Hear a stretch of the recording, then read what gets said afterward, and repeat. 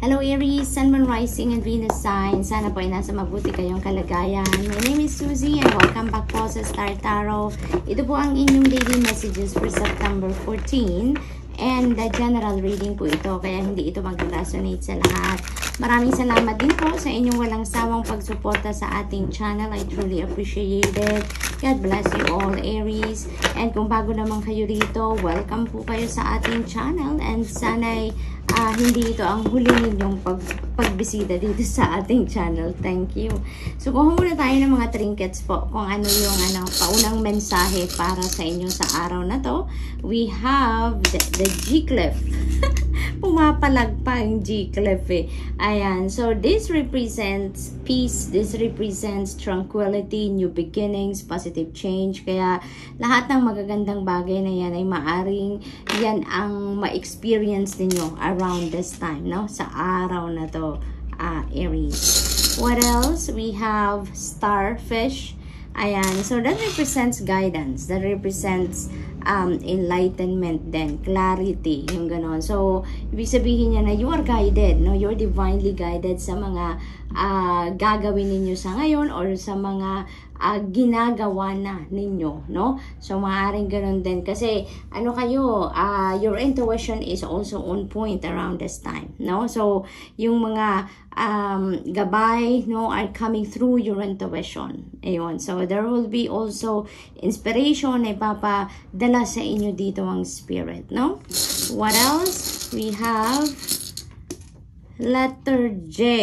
Ayan. So, Aries, this could be initials ninyo, no? Maaring first initial ninyo or first initial ng last name ninyo, maaring ganun, or middle name, or maari din this is the initials ng ninyo, ng mga taong you are dealing with, no? Yung mga mahalagang dealings ninyo with those people around this time, no? So maaring yung may letter J sa kanilang pangalan, no? So, what else? We have King of Wands. Ayan. So, you are very, ngayon, determined, very decisive, laser-focused kayo sa kung ano man ang mga plano ninyo sa araw na ito, no? Maaring may mga short-term goals kayo, mga goals kayo for just today, maaring ganon, at sisikapin ninyo na yan ay ma-accomplish ninyo sa ngayon, sisikapin ninyo na yan ay magawa talaga ninyo sa ngayon, no? Maaring ganon. And it feels like no, may mga makakatulong kayo dito, no? May mga makakatulong kayo. Maaring may hingian kayo ng tulong, or maybe may mga tao na magbibigay talaga sa inyo ng assistance, no? Sa kung ano man ang inyong balak gawin. What else? We have Nine of Wands. Ayan. So, you're going to persevere. Talagang tulad ng sinabi ko kanina, pagsisikapan ninyo talaga na makuha ninyo kung ano man yung balak ninyong gawin sa ngayon, no? Talagang you're going to do anything and everything in your power sa ngayon para ma-accomplish ninyo yan. Maaari ngayon talaga yung pinagplanuhan ninyo na sa araw na to, kailangan kong matapos ito, ma-accomplish ko ang lahat ng gagawin ko na to. So, yun. Talagang walang makakaano sa iyo ngayon. Nothing can get in the way, or no one can get in the way. Walang makakapag anong tawag dito? Distract sa inyo ngayon. Walang makakasagabal yan sa mga plano ninyo sa ngayon. Talagang sisikapin ninyo na ma-accomplish ninyo yan, which is really a very good thing, no? What else for Aries? Ace of Wands. Ayan. Speaking of inspiration, kanina with the Starfish, speaking of intuition, ngayon talaga gumagana ngayon ang iyong intuition dahil Aries, make sure na you are listening to your intuition dahil may mga new ideas, may mga new inspiration talaga, may mga epiphanies na ipinapadala sa inyo ang divine universe, and maybe, no, hindi pa ninyo nagagawa ng paraan para mapakinggan kung ano yung mga gabay sa inyo, or maybe hindi pa ninyo napapansin ang mga divine guidance na pinapadala sa inyo, no? So this is a nudge for you through this reading, pinapadala sa inyong kamalayan na Aries. If you are asking for guidance, sinasabi na sa inyo dito na binibigyan ka na ng gabay, no?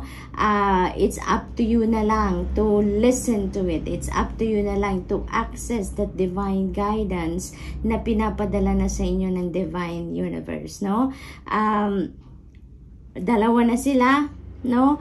We have the starfish, we have the ace of wands. Yan na ang mga mensaheng nagsasabi sa iyo na ginagabayan ka na, no? You just need to listen to it. You just need to access that, yung gabay, yung mga inspiration, yung mga ideas na finifeed, no, sa inyo, no, through your intuition ng divine universe. Dito sa ace of wands, may mga bagong simulain din dito. Maaring may mga opportunities na dadating sa inyo dito, and you are being guided, no, kung anong mga opportunities na yan, kung saan ninyo makikita yan, no, yung mga ganon. Kaya talagang importante na i-access ninyo ngayon ang mga mensaheng yan na pinapadala sa inyo. Okay? So Aries, that's all I have for you for today. I hope nakatulong ang mga mensaheng ito in some way. Thank you for watching. Love and light. Namaste. Hello Leo, Sun, Moon, Rising, and Venus sign. Sana po ay nasa mabuti kanyong kalagayan. My name is Suzy and welcome back po sa Star Tarot. Ito po ang inyong daily messages for September 14, and general reading po ito, kaya hindi ito magre-resonate sa lahat. And maraming salamat po Leo sa inyong walang sawang pagsuporta sa ating channel. I truly appreciate it. Welcome back po sa ating channel. God bless you all. Kung bago naman kayo rito, welcome na welcome po kayo sa ating channel. And maraming salamat din po sa inyong pagbisita. Pauna na tayong kumuha ng mga trinkets. Ano po? Tignan natin ang mga paunang mensahe para sa inyo. We have the steering wheel of the ship. Ayan, this is the life path. This is also about perseverance. This is also about direction, no? Navigation. Ayan, so maaaring ang iba sa inyo dito is navigating a new path sa buhay ninyo. Maaring yan ay career path, bago para sa inyo, natatahakin ninyo. Maaari din na that is a path of life ngayon na talaga namang pinag-iisipan ninyong i-take or kino-consider ninyong i-take, no? Around this time, maaari din ganun ang ganap dito, Leo. Let's take a look for more. We have butterfly, change. No, change and transformation. So maaari talaga na meron ditong bagong career path, no? Ang napipick up ko dito na malakas, may career path na iniisa pang iba sa inyo dito na panibago, no? Yung may change of direction dito ang iba sa inyo pagdating sa karera. We have Eiffel Tower. Ayan, this also means travel, no? Maaring may travel plans ang iba sa inyo dito, Leo, papuntang European countries. Specifically, maaring talagang gusto ninyong pumunta ng France at ma-witness ang kagandahan ng Eiffel Tower. Maaari din na that is your dream. Maaari din na talagang babiyahin na din ang iba sa inyo papuntang ibang bansa. Pwede rin namang hindi papuntang Europe, pero may travel, no? May travel na gagawin ng iba. We have Knight of Swords. Ayan. So, everything is going to speed up ngayon, Leo. Parang si Leo ngayon, parang nagmamadali, no? You're in a rush. Dito, may mga plano siguro kayo na gusto na ninyong agad-agad simulan, or maaaring may mga gusto kayo sa buhay ngayon na gusto ninyong makita agad ang resulta, no? Kaya everything is parang gagawin ninyo ang lahat ngayon para mapadali, or alam mo yon, yung tuloy-tuloy ang pag-arangkada, kumbaga, ng kung ano man ang mga plans ninyo. Delays also will be lifted ngayon, kaya wala ng mga delays or blockages pa sa mga gagawin ninyo, no? Or sa mga pagpoproseso ng kung mga ano-anong bagay-bagay yan sa buhay ninyo dito, Leo. What else? We have King of Swords. Ayan. So, si King of Swords, maaring you are dealing with someone na maaring nasa mataas na posisyon siya sa kumpanya, sa trabaho ninyo. Maaring you are dealing with a boss, no? Or a big boss sa kumpanya. Maari din ganon, ano? And this is also about clarity and enlightenment din, Leo. Maaring ang iba sa inyo, dito meron kayong mga decision making na kinakaharap ngayon, pero maaring nangangailangan pa kayo ng additional information or additional details para kayo ay makapag-desisyon. And you may consider as well looking for professional advice, no? Maring kino-consider din ninyo yan kasi maybe siguro kailangan nyo dito ng professional opinion talaga dyan sa kung ano man ang iyong kailangang pagdesisyonan, no? Maaring may mga legalities involved dyan, may mga important documents na kailangang pirmahan or fill upan, you know, na you are not sure about, kaya maaari talaga na makatulong sa inyo, no, ang pagkonsulta sa mga professionals. Depende sa inyong sitwasyon kung anong klase, no, ang linya na kailangan ninyong kausapin na tao, no. What else? We have Ace of Wands, opportunity. May bagong opportunity dito na papasok sa inyo dito, Leo. Maaaring mga job opportunity, a career opportunity, business opportunity that is related to your creativity, no? Maaaring ito na yung pagkakataon ninyo ngayon, Leo, na mag-excel kayo dito sa inyong field, no, na ito, kasi maaring this is what you really want to do, maaring ito yung passion ninyo, maaring ito talaga yung pangarap ninyo, and the time has come, no, na talagang ang pinapangarap ninyo noon ay ngayon magiging totoo na, no, Leo? So, good luck to that. And that's all I have for you for today. I hope nakatulong ang mga mensaheng ito in some way. Thank you for watching. Love and light. Namaste. Hello, Sagittarius, Sun, Moon, Rising, and Venus signs. Sana po ay nasa mabuti kayong kalagayan. My name is Suzy and welcome back po sa Star Tarot. Ito po ang inyong daily messages po for September 14 at general reading po ito. At maraming salamat din po Sagittarius sa inyong walang samang pagsuporta sa ating channel. I truly appreciate that. At God bless you all po. At kung bago naman kayo rito, welcome na welcome kayo sa ating channel. And maraming salamat din po sa inyong pagbisita. So, kuha po muna tayo ng trinkets. Tingnan natin ang mga paunang mensahe sa inyo. We have the owl. This is about wisdom. This is about intuition. No? And this is all about also change and transformation. Kaya, may mga pagbabagong maaring mangyari sa buhay ninyo ngayon. And maybe, you know, magiging easy yan para sa inyo, no? Yung pagbabagong yan will be easy and transition because marami na kayong natutunan sa buhay, marami na kayong experiences sa buhay, at yung wisdom ninyo na naipon kumbaga sa sarili ninyo, that will be on display, no? During the transition dito sa kung ano man ang parte ng buhay ninyo na merong pagbabago, makakatulong yon, no, sa pag-navigate ninyo ng bagong sitwasyon, no? And also, you're divinely guided kasi your intuition also is on point. Kung baga, ibig sabihin na may mga intuitive messages din na pinapadala sa inyo ang divine universe to guide you, no? On how you're going to navigate this new situation sa buhay buhay ninyo. We have the Eiffel Tower. Ayan, this is travel. No, maaring ang iba sa inyo dito is going to travel to Paris, no, to watch na, no, to witness the beauty ng Eiffel Tower, or maaari din na this is your dream, no? This is your dream to travel to Paris. Maaari din naman na ang iba talaga sa inyo lilipad na papuntang Paris or sa kahit anumang European country siguro for work or for bakasyon. Maaring ganun din, no? What else? For Sag, bicycle. Ayan, bicycle, hard work is ahead. Kung ano man ang mangyayari dito sa maaring sa trabaho ninyo or kahit anumang area, no?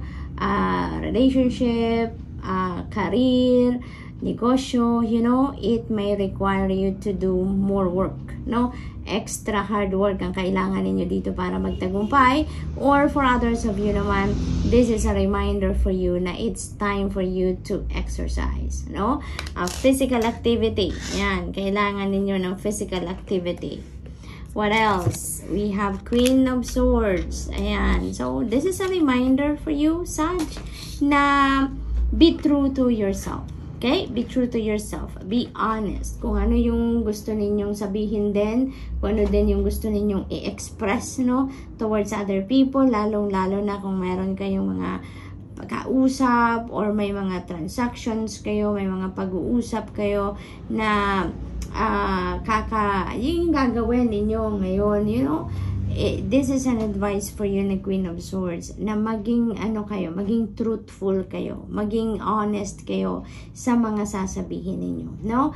And kung ano talaga yung nasa isip ninyo, ano yung nasa damdamin ninyo, express it, put words into it, para nang sa gayon mag-reflect talaga doon sa mga sasabihin ninyo kung ano talaga yung nasa loob ninyo, no? And also,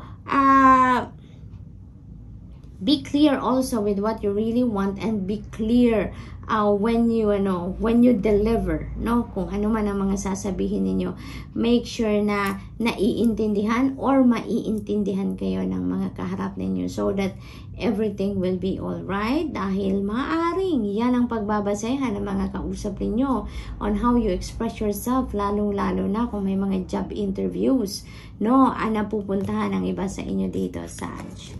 We have Nine of Pentacles, beautiful energy. This is about wealth. This is about abundance and prosperity. And ang maganda rito din, Sagittarius, finally, no, i-experience na ng iba sa inyo dito, Sagittarius, ang financial comfort, no? Magkakaroon na kayo ng financial comfort, financial abundance, no? At saka yung may experience na ninyo yung kahit konting luxury, no? Kasi na to yung parang meron dadating na kaperahan. This could be return of investment ninyo sa kahit man, investment talaga sa negosyo, investment sa pagtatrabaho, diba? Nag-i-invest kayo dyan ng pagod, ng hirap. Kaya kung ano man yung hard work na ginawa ninyo, no, sa negosyo man o yan sa trabaho, career ninyo, and now is the time na maaring dumating na or ma-experience nyo na talaga yung bunga ng inyong pagsisikap, no? So you deserve to enjoy your money, you deserve to enjoy that reward then, no? Kaya ayan, konting luxury bigay nyo sa sarili ninyo, i-enjoy ninyo din yan, no? What else? We have Judgment. There is an important decision that you have to make dito, Sagittarius, no? Kung ano man to, kayo lang ang tanging nakakaalam kung ano ang eksaktong pangyayari dyan na kailangan ninyong pagdesisyonan. Maaring related yan sa kaperahan, maaring related yan sa pagmamanage ng wealth ninyo, maaring related yan sa past relationships ninyo, maaring related yan sa past experiences ninyo, sa buhay in general, no? This is an important judgment call kasi maaari dito ang nangyari, Sag, hindi ninyo ina-address kung ano man ang sitwasyon na to. Maaring paulit-ulit ang pagbalik ng sitwasyon na to, and now again nandito na naman siya. Kaya may importante na kayong desisyon na gagawin sa ngayon. Haharapin nyo na to, asikasuhin nyo na to, or didedmahin ulit ninyo, no? Sag, so it's all up to you to decide. So Sag, that's all I have for you for today. I hope nakatulong ang mga mensaheng ito in some way. Thank you for watching. Love and light. Namaste.